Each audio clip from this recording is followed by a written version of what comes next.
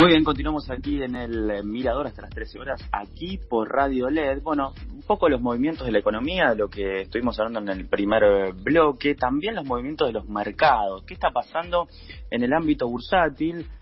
Tanto las acciones como los bonos se han fortalecido en los últimos días, estoy refiriéndome a los activos argentinos, por quizás varias noticias, algunas quizás internacionales, otras en el ámbito de los rumores.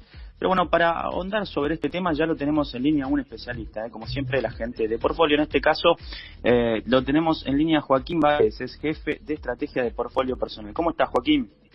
Hola, ¿cómo estás? Juan Pablo, aquí de El Mirador, ¿cómo estás? Bueno, un poco la primera pregunta tiene que ver con lo que te anticipaba en esta introducción. Bueno, que se ha visto una fuerte demanda, sobre todo viéndolo en términos de volumen, que venía por debajo de los 1.000 millones diarios en el términos de las acciones argentinas en el mercado local, y se han producido algunos rebotes con relación a los bonos argentinos, en dólares en particular. Eso ha hecho que baje el riesgo país.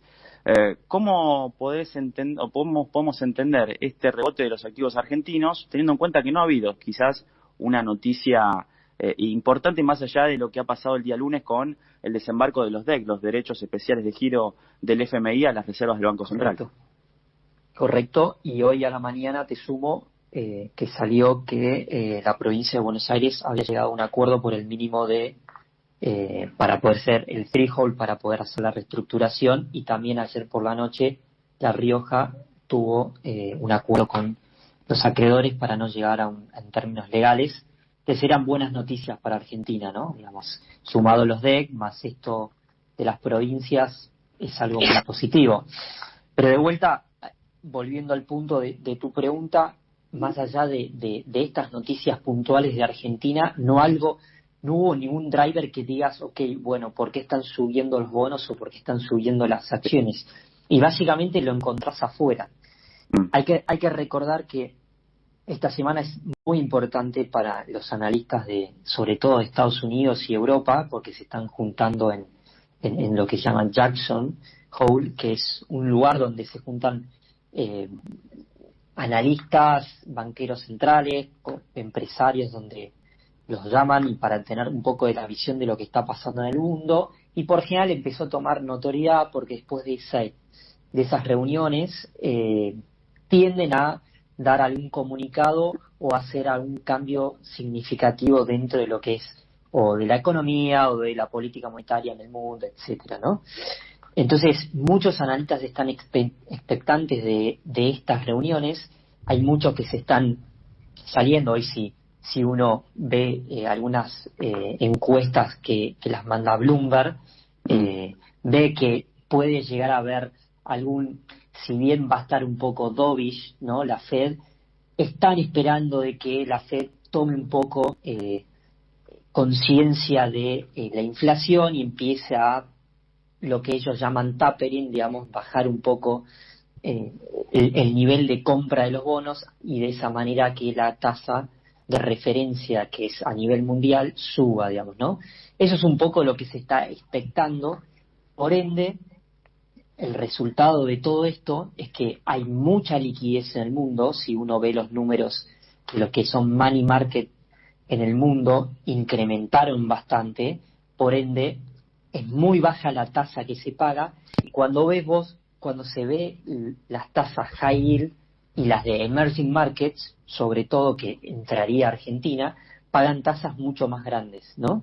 Mucho más altas, mucho más atractivas. Entonces, frente a una inmensidad de capital entrando a money market y buscando tasas más altas para poder tener más rentabilidades, Argentina, estando con unas paridades relativamente atractivas, entró en este tipo de movimientos de emergentes y de high yield, digamos.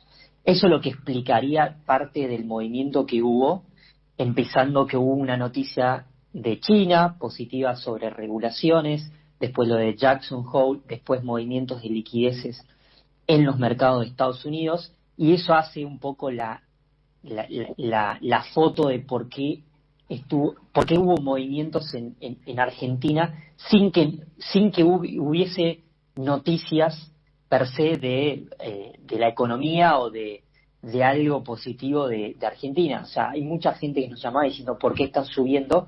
Bueno, hay que ir hilando este tipo de argumentos y conceptos para hacerse una foto de lo que está pasando a nivel mundial y entender los flujos hacia dónde van, si van a Brasil, van a Argentina, si van a México, etcétera.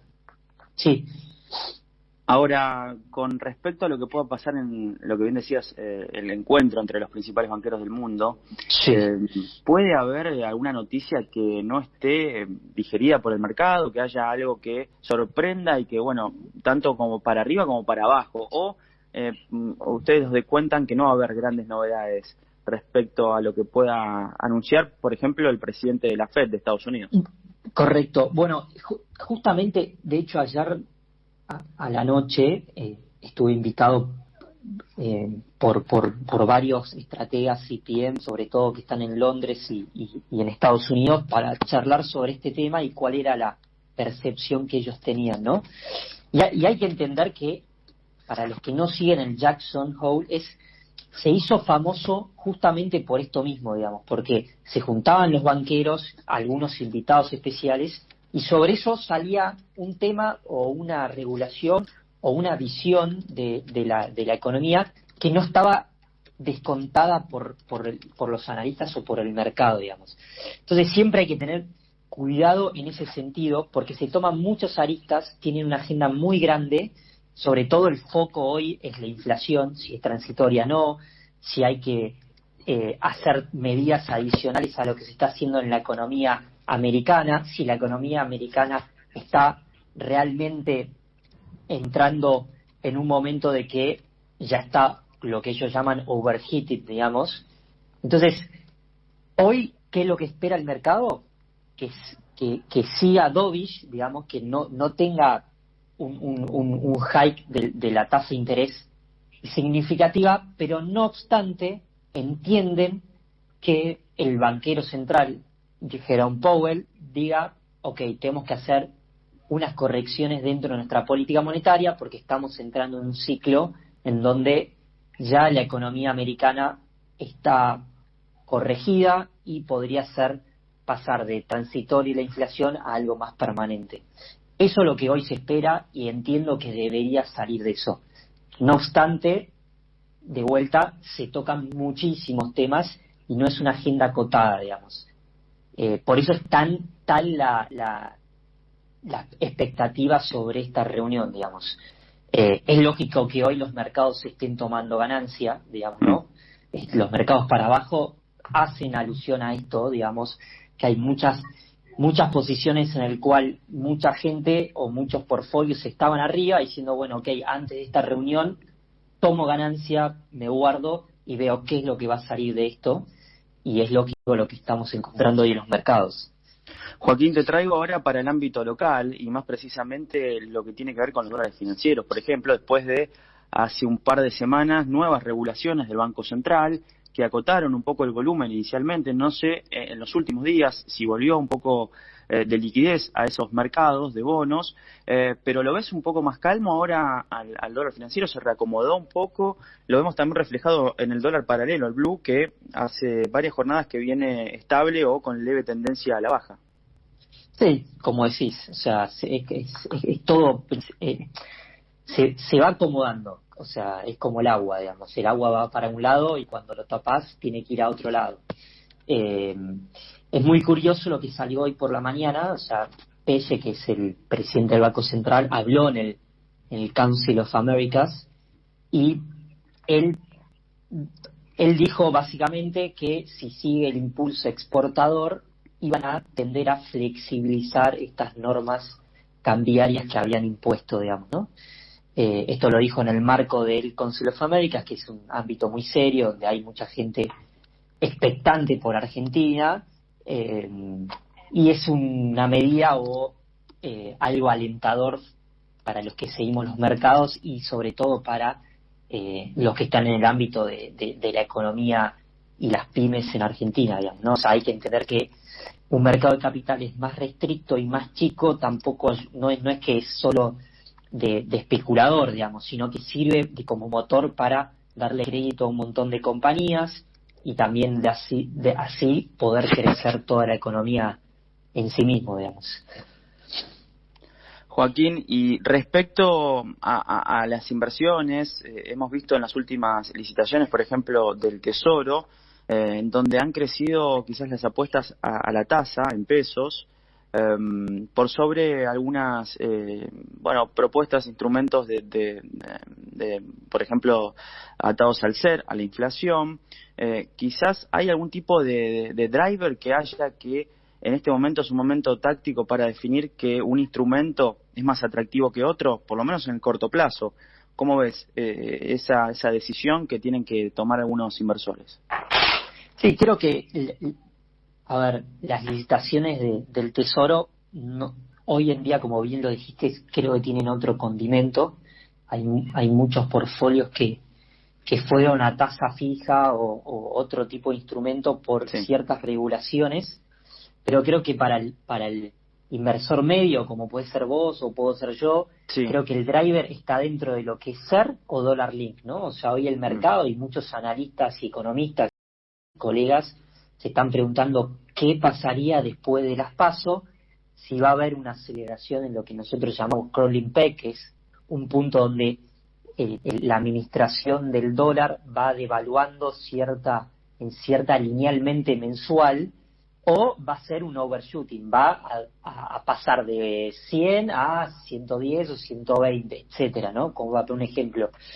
Eso es lo que uno se está preguntando. Hay ciertas herramientas y ciertos argumentos a favor y en contra de cada uno, pero la realidad está de que no está mal estos primeros 6-7 meses haber estado en lo que respecta a SER, sí, sobre todo en los cortos, porque sabíamos que por la emisión de todos los impulsos y que tuvo que hacer un esfuerzo de déficit fiscal, estaba financiado por prácticamente el Banco Central, por ende son pesos en la calle, y por ende sabíamos que iba a haber unos prints de inflación por encima de lo que estaban esperando ellos. Entonces, la estrategia de estar corto SER por estos primeros 6-7 meses me parecía que era lo correcto, y creo que fue lo correcto.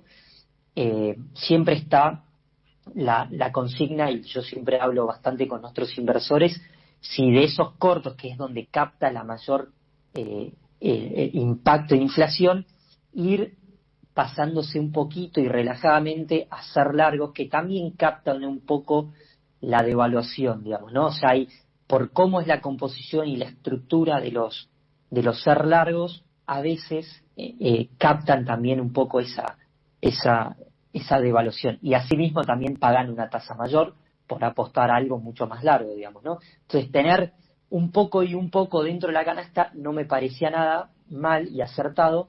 Yo creo que dentro de esa canasta agregaría algo de dolarización, porque sabemos que debería ser algún ajuste Argentina hacia finales de fin de año, digamos. Entonces, dentro de esa canasta, ir promediando y estar en tasas reales me parece acertado y estaría bien para todos sus gastos en pesos y sus obligaciones en pesos, me parece lo correcto, pero sería prudente ir agregando alguna dolarización, siendo algún instrumento hard dollar o algún instrumento de dólar link corto para poder captar. Yo personalmente no soy afierro al dólar link porque no pagan cupones altos y también están sujetos al tipo de cambio oficial, digamos, ¿no?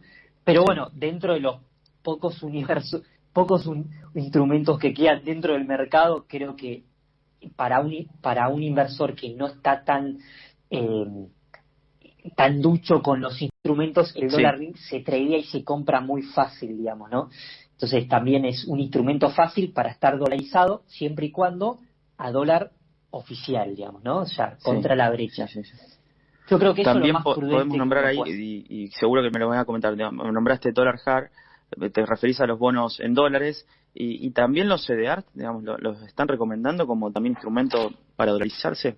Sí, los CDR son un muy buen instrumento para dolarizarse. De vuelta, es un instrumento que de lo que debería cada inversor hablarlo con su asesor financiero, porque lo que hay que tener en cuenta es que cada CDR tiene su pricing, su ratio de conversión, su volatilidad intrínseca de CDR y su volatilidad intrínseca de lo que opera en Estados Unidos, ¿no? Entonces, a simple vista te puede llegar a dar un tipo de cambio implícito súper atractivo, pero hay que recordar que hay que hacer un parking para hacer la conversión.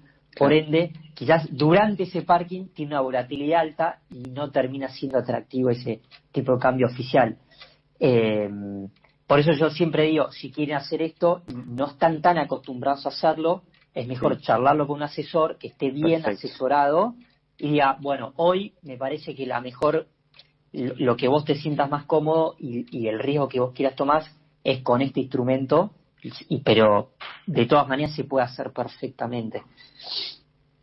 Perfecto. Bueno, Joaquín, te agradecemos por estos minutos y la continuamos en lo que viene, porque seguramente va a haber novedades. Estamos atentos a lo que pase este fin de semana con la reunión de banqueros en Estados Unidos.